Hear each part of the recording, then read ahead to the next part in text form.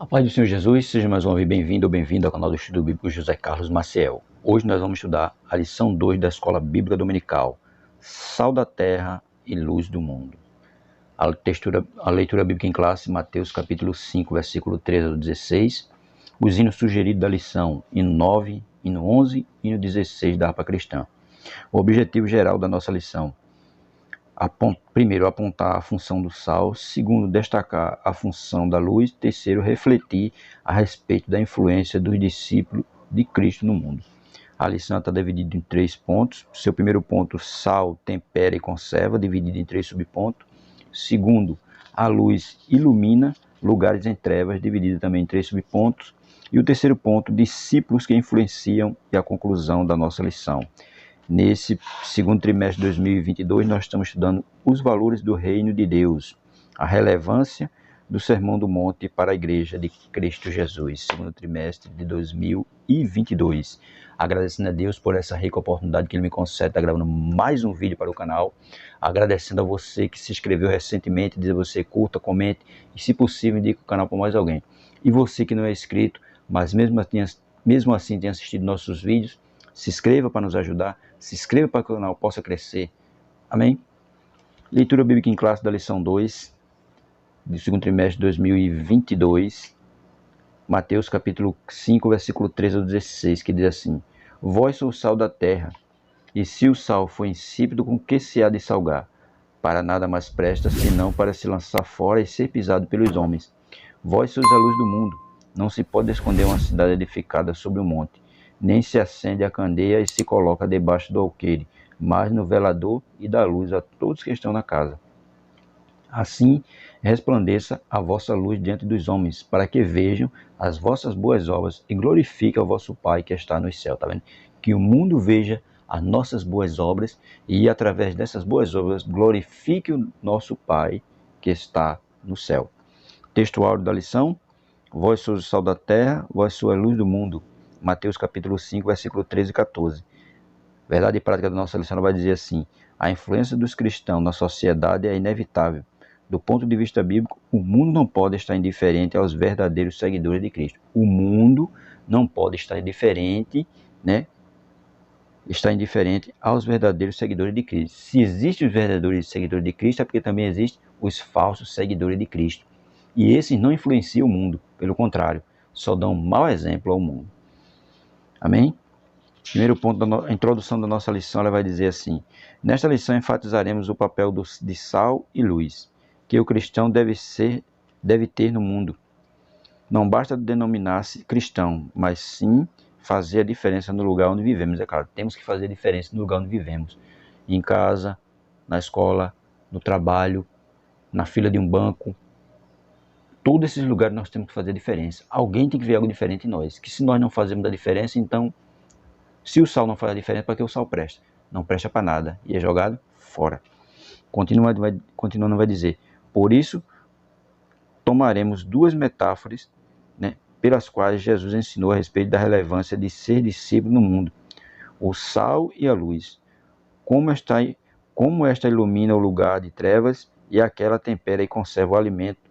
Somos chamados a influenciar o mundo atual. É claro, somos chamados a influenciar o mundo atual. O crente tem que influenciar o mundo. Ele não deve ser influenciado pelo mundo. Ele tem que influenciar, porque ele é um seguidor de Cristo. E Cristo andou no mundo e influenciou o mundo. E isso deve ser a nossa função: influenciar o mundo. Primeiro ponto: o sal tempera e conserva. Primeiro subponto: definição. Na Bíblia, a palavra sal aparece como substância branca usada como tempero, Jó capítulo 6, verso 6, e Marcos capítulo 9, verso 50, que diz assim, Marcos 9 e 50. Bom é o sal, mas se o sal se tornar insosso, com que o adubareis? Tende sal em vós mesmos e paz uns com os outros. Tende sal em vós mesmos e paz uns com os outros. Temos que influenciar o mundo e, ao mesmo tempo, estar em paz com todos. Porque, estando em paz com eles, eles vão ver as nossas boas obras. E essas boas obras vão glorificar a Deus. Continuando. Remédio, o sal é tempero. Remédio conservante, Ezequiel capítulo 16, verso 4. No grego bíblico, há pelo menos 4 significados para a palavra halas, substantivo neutro para sal. Primeiro, como tempero. Segundo, como substância fertilizante para a terra arável. Terceiro, como substância que conserva os alimentos da deteriorização. Quarto, como sabedoria e graça no discurso. Colossenses capítulo 4, verso 6. Segundo subponto, a importância do sal. Podemos dizer que o sal tem a função de dar sabor aos alimentos. Na medida certa, de sal é saboroso, né? Ele dá o sabor aos alimentos. Na medida certa, de sal é saboroso. Às vezes bota sal demais, fica salgado demais. Se botar sal de menos, fica insosso. Então tem que ter a medida certa, né? Para ele dar o sabor. Jó capítulo 6, verso 6. Essa função simboliza a vida moderada, equilibrada, de modo que traz uma ideia de boa influência do crente sobre o mundo. É claro, o crente ele tem que ser moderado e equilibrado. Ele não pode ser desequilibrado, né? Nem tampouco desordenado. Tem que ser moderado e equilibrado. Por quê? Para que o mundo veja, né, que ele pratica as boas obras e ele é um verdadeiro servo de Cristo. E ele anda como Cristo andou, né, fazendo só a vontade do Pai. Aí diz aí, e por esse motivo, ele é uma boa influência para as outras pessoas que estão em sua volta e uma boa influência para o mundo, porque o crente tem que influenciar, não ser influenciado. Outra função do sal é a de preservar o alimento da deteriorização. Quando não havia tecnologia de refrigeração, preservava a carne esfregando no sal e deixando-a na salmoura. Essa função traz uma ideia de oposição ao mundo, pois os crentes, como sal, são esfregados no mundo em processo de apodrecimento moral e espiritual. 1 João capítulo 5, verso 19. É claro, porque o mundo está aí, deteriorado, né? Deteriorado nas trevas, e principalmente nas trevas espiritual. Então o crente ele tem que ser como sal, ser esfregado no mundo para dar gosto ao mundo, para dar tempero ao mundo. Sabemos que somos, 1 João capítulo 5, versículo 19, que vai dizer assim: sabemos que somos de Deus e que todo mundo está no maligno. Todo mundo está no maligno. Então o crente ele tem que influenciar, ele tem que salgar, ele tem que dar gosto ao mundo. Esse mundo que jaz no maligno. Quem vai dar gosto ao mundo é quem? O crente. Ele tem que ser como sal. Aonde ele chegar, ele fazer a diferença. Aonde ele chegar, alguém vê que ele é diferente. E aonde ele estiver, as pessoas em suas voltas sejam influenciadas por eles. Não que ele, onde ele estiver, seja influenciado pelo mundo. Não, ele não pode se deixar influenciar pelo mundo. Ele tem que influenciar o mundo. Ele tem que transformar o mundo.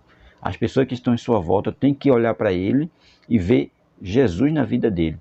Através de quê? Através das boas obras que ele vai praticar. E por isso, influenciar as outras pessoas e ver que ele realmente é um filho de Deus. Continuando. Segundo subponto, né?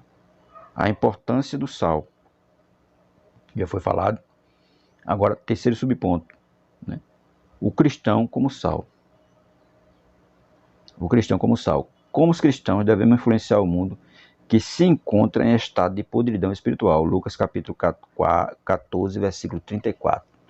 Lucas 14, versículo 34 e 35. Que diz assim: bom é o sal, mas se ele degenerar, com que se adubará? Nem presta para a terra, nem para o monturo. Lança-no fora. Quem tem ouvido para ouvir, ouça. Tá vendo? Nem presta para adubar e nem presta, né? Nem presta se degenerar. Com que se adubará? Nem presta para a terra, nem para o monturo. Tem que lançar fora. Tá vendo? Tem que lançar ele fora. Aí por isso que ele diz que o crente tem que ser influenciador do mundo. Mas se ele não for um crente que influencia, se não for um crente que não vive como Jesus vivia, como é que ele vai poder influenciar o mundo? Como é que ele vai poder fazer a diferença? Veja que ele diz no versículo 35 de Lucas 14, que diz: nem presta para a terra e nem para o monturo, vai lançar fora. Se nós não estamos fazendo nada, se nós não estamos influenciando o reino de Deus como cristão, então para que nós estamos servindo? Nós então não estamos servindo para nada. Então o crente tem que influenciar e não ser influenciado. Nesse aspecto, o cristão deve expressar os valores morais e espirituais do evangelho em sua vida, opondo-se aos valores do mundo. Claro, ele não pode ser mais ir de acordo com as coisas do mundo, especialmente aquelas que nos afastam de Jesus. Principalmente aquelas que nos afastam de Deus. Pelo contrário, ele deve ser contra. Ele deve o quê? Não deve deixar que isso influencie ele. A Bíblia vai dizer bem claro que nós não devemos mais nos conformar com este mundo, mas pelo contrário, né? Condenar as obras do mundo. E não se deixar influenciar por elas. Por isso que vai dizer, né? Nesse aspecto, o cristão deve expressar os valores morais e espirituais do Evangelho em sua vida. O Evangelho deve ser refletido na vida do crente, opondo-se aos valores do mundo. Claro, porque se o Evangelho ele é nova criatura, ele não está mais de acordo com as coisas do mundo, ele tem que ser contra elas. E não deve mais ser a favor delas. Por isso que ele tem que influenciar o mundo de uma forma positiva, uma forma que leve o mundo a aceitar a Jesus como seu único e suficiente Salvador. Não esqueçamos, portanto, de nossa identidade verdadeira na relação que temos com este mundo.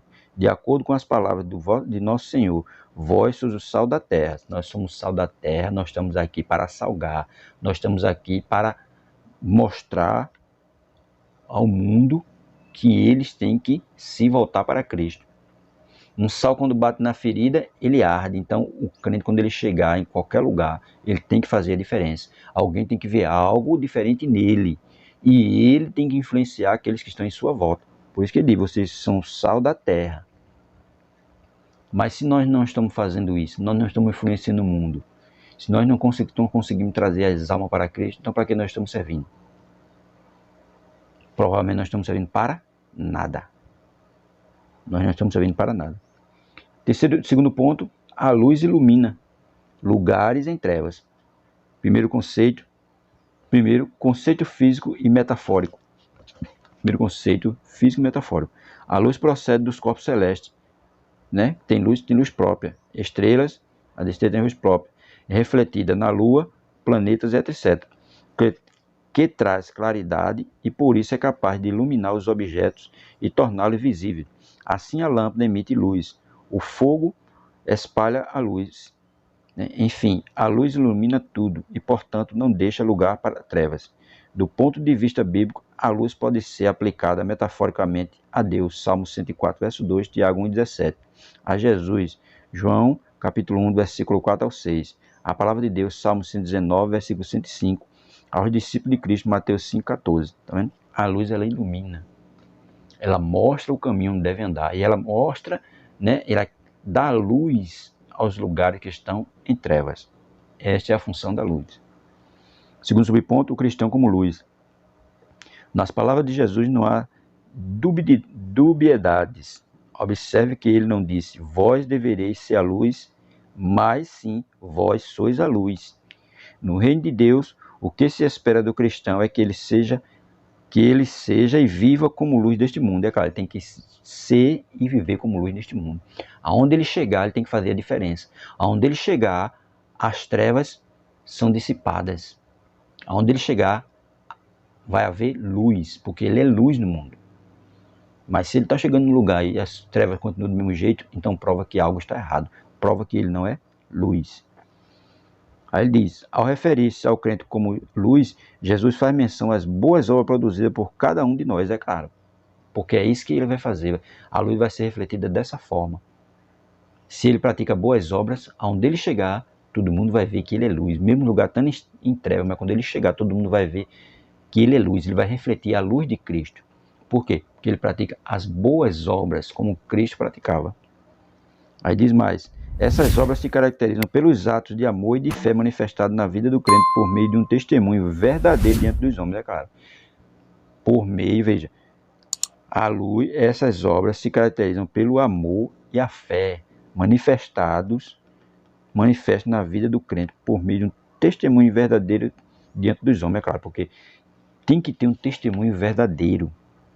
Ele não pode ser um crente mais ou menos, ele não pode ser um crente meia boca, ele tem que ser um crente genuíno, mostrar, né, as verdadeiras obras, né, amor, ele disse aí, amor, né, e fé manifesto na vida dele. Mesmo se alguém estiver falando mal dele, mesmo se alguém estiver dizendo algo contra ele, mas mesmo assim ele vai amar, né, ele não está nem aí, ele continua praticando as boas obras para que eles vejam que ele é um verdadeiro discípulo de Cristo. Aí diz aí, Evangelho de João, capítulo 15, verso 8. Nisto é glorificado meu Pai, que deis muito fruto, e assim sereis meus discípulos. 1 de Pedro, capítulo 1, versículo...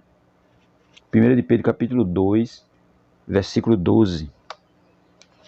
1 de Pedro, capítulo 1, 1 de Pedro, capítulo 2, versículo 12. 1 de Pedro, capítulo 2, verso 12, que é até nossa leitura diária, que vai dizer assim. 1 de Pedro,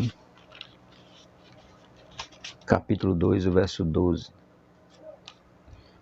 Tendo o vosso viver honesto entre os gentios, para que naquilo em que falam mal de vós, como de malfeitores, glorifiquem a Deus no dia da visitação, pelas obras que em vós observem. Tá vendo? Veja, tendo o vosso viver honesto, o crente ele tem que viver em honestidade, né? Em honestidade entre os gentios, principalmente entre o povo do mundo. Ele tem que viver em honestidade. Demais, para que naquilo em que falam mal de vós, porque se alguém está falando mal do crente, mas o crente vive em honestidade, né? E está falando do crente como o quê? Como um malfeitor, uma pessoa que não tem valor, mas como o crente vive em honestidade, né? Vai dizer, naquilo em que falam de vós como malfeitores, glorifique a Deus no dia da visitação, pelas obras que em vós observem. Mesmo ele falando mal do crente, né? Mesmo tratando o crente como malfeitor, mas isso aí vai fazer com que ele glorifique a Deus. Por quê? Porque ele vai observar as boas obras desse crente. E através dessas boas obras desse crente, ele vai sentir o desejo de aceitar Jesus. Mesmo ele falando mal do crente, mas ele vai observar que esse aí é um verdadeiro crente. E vai sentir o desejo de aceitar Jesus. Por isso que diz, né? O evangelho, o verdadeiro, um testemunho verdadeiro diante dos homens. É isso que o crente tem que dar, um verdadeiro testemunho diante dos homens. Andar em honestidade e em novidade de vida. Continuando. Logo, a vontade de Deus é que as nossas obras resplandeçam como luz e sejam vistas por todos os homens, e este glorifique a Deus. Mateus capítulo 5, verso 16, que é da leitura bíblica clássica, que diz aí: assim resplandeça a vossa luz diante dos homens, para que vejam as vossas boas obras, tá vendo? As boas obras, e glorifique a vosso Pai que está nos céus. Se existem boas obras, né, então existem obras más também, mas nós devemos praticar as boas obras, para que o nome de Deus venha a ser glorificado. Como verdadeiro discípulo de Cristo, nós temos que fazer isso. Terceiro subponto, a luz em lugares de trevas. Quando disse que não se pode esconder uma candeia, uma cidade edificada sobre o monte, Jesus referia-se à impossibilidade de esconder o brilho da luz. É claro, o brilho da luz é impossível de se esconder. E aquele crente que brilha como luz, é possível dele ser escondido. É possível de alguém estar indiferente sobre ele, porque vai ver que ele é um crente verdadeiro. Um crente onde o evangelho de Cristo é refletido na vida dele. Um crente que pratica as boas obras. E esse crente vai ser difícil de alguém não perceber ele onde ele estiver. Aí diz, no reino de Deus, cada crente é uma luz que brilha no mundo o tempo todo. Nesse sentido, a natureza de quem passou pelo novo nascimento é espalhar a luz do mundo, é claro. Quem passou pelo novo nascimento, que foi regenerado, santificado por Cristo, ele vai agora sentir o desejo de estar o quê? Propagando o reino de Deus. Propagando a luz do evangelho. É isso que ele vai fazer. Aí, por meio da própria vida, é claro, a vida dele vai refletir o evangelho de Cristo. A vida dele vai ser uma luz no mundo, porque ele vive em novidade de vida e pratica as boas obras. Por isso, o crente deve estar no lugar para o qual foi chamado, fazendo brilhar a luz por intermédio da boa obra, tá vendo? Fazendo, né? Tem que ficar no lugar que foi chamado, né? Fique no lugar que foi chamado, fazendo brilhar a luz por intermédio da boa obra. Por isso que ele tem que viver em honestidade. Ele não deve estar envolvido em confusões, não deve estar envolvido em coisas ilícitas, deve comprar e pagar, deve viver de forma diferente, deve viver em novidade de vida, para que o mundo observe as boas obras na vida dele. Aí tem Marcos capítulo 4, verso 21, Lucas 8, 16, Mateus 5, do 14 ao 16, que é a nossa leitura bíblica em classe. Entretanto, é preciso atentar para esta verdade bíblica. O cristão não pode manter a sua vida como luzeiro pela própria força, mas por intermédio do Espírito Santo que o fortalece. É claro, se nós estamos vivendo em novidade de vida, é porque o Espírito Santo está agindo e controlando a nossa vida, guiando todos os nossos passos, porque pela nossa própria força, nós não conseguimos ser luz do mundo, mas só somos luz do mundo através do Espírito Santo de Deus, que nos guia, nos orienta e nos ensina todos os dias. Terceiro subponto, discípulos que influenciam. Primeiro subponto, sendo sal. O sal não aparece, pois atua de maneira oculta e silenciosa. Essa referência nos ensina que antes de testemunharmos publicamente, é preciso renovar o homem interior. 2 Coríntios, capítulo 4, verso 16. 2 Coríntios, capítulo 4, versículo 16. Que diz assim para nós: por isso não desfaleçamos, mas ainda que o nosso homem exterior se corrompa, o homem exterior, essa carnezinha, o interior, contudo, se renova de dia em dia. Tá vendo? O exterior se renova de dia em dia. O homem interior, por isso que ele diz, se antes de testemunharmos publicamente, é preciso renovar o homem interior. Ou seja, antes de propagar uma mensagem bíblica, ela precisa ser verdadeira dentro de nós. É claro, a palavra tem que estar dentro de nós. Ela tem que ser verdadeira, tem que ser escondida. Salmo 119, versículo 11, que diz o quê? Escondi a tua palavra no meu coração para eu não pecar contra ti. Quando essa palavra está escondida dentro de nós, ela vai nos transformar de dentro para fora. Vai fazer uma transformação.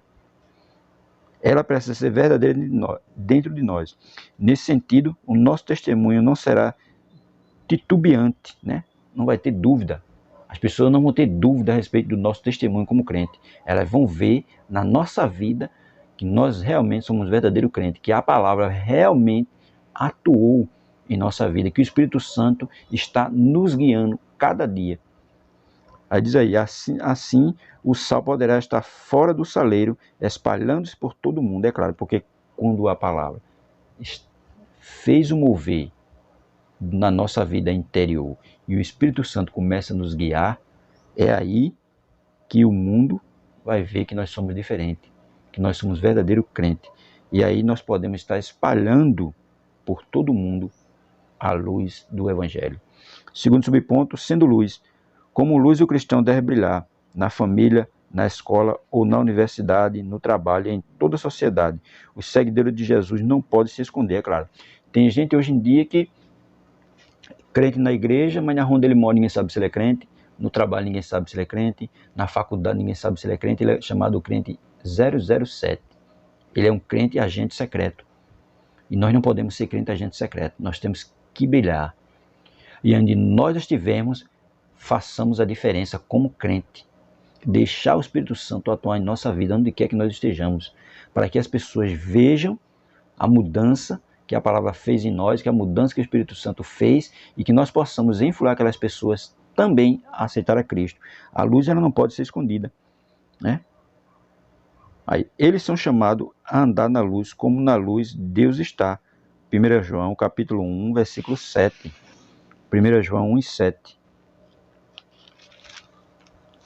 Que vai dizer assim: mas se andarmos na luz, como ele na luz está, temos comunhão uns com os outros. E o sangue de Jesus Cristo, seu Filho, nos purifica de todo pecado. Tá vendo?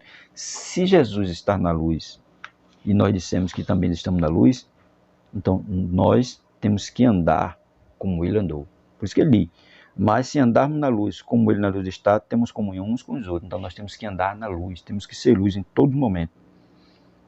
Logo, se o nosso caminho é luz, não pode haver trevas. Nesse caminho não há lugar para a escuridão, pois o caminho de Deus é de luz que reflete sob sua palavra. Salmo 119, versículo 105. Né? Lâmpada para os meus pés é a tua palavra e luz para o meu caminho. Então, se nós somos luz, nós não podemos nos esconder. Pelo contrário, nós temos que viver e andarmos na luz, para que essa luz possa ser refletida ao mundo. Terceiro subponto, influência cristã. Paulo diz que temos um tesouro em vaso de barro, 2 Coríntios capítulo 4, verso 7. Esse tesouro é a verdade do Evangelho. Nós devemos portá-la como bandeira no mundo que inteiramente jaz no maligno. 1 João capítulo 5, verso 19. Com isso, influenciar a sociedade não significa que o crente seja excêntrico ou ostente alguma coisa. Não, nós não somos excêntricos e também não ostentamos nada, né? Por quê? Nós somos servos de Jesus Cristo. Estamos aqui para propagar o Evangelho. Nós estamos aqui para ser sal e luz no mundo. E não se ostentar alguma coisa, ostentar o seu exibir, ser exibido, né? Ostentar quer dizer isso, ser exibido. É excêntrico, é extravagante, fora dos padrões normais. Não, nós não somos nada disso. Nem extravagantes, né? E nem exibido. Nós só refletimos a luz do Evangelho a esse mundo tenebroso que jaz no maligno. Aí diz, pelo contrário, a postura de quem é sal e luz é a de um embaixador de uma pátria, 2 Coríntios capítulo 5, verso 20, cujas referências são a longanimidade, a mansidão e a moderação, bem como outras virtudes do fruto do Espírito, Gálatas capítulo 5, versículo 22 a 24. Portanto, o modo de viver por meio de uma nova vida e da prática de boas obras levará os homens a glorificarem a Deus. Ouçamos, pois, o conselho de Paulo. Veja prudentemente como andais. Efésios capítulo 5, verso 15. Efésios capítulo 5, versículo 15. Efésios 5, 15.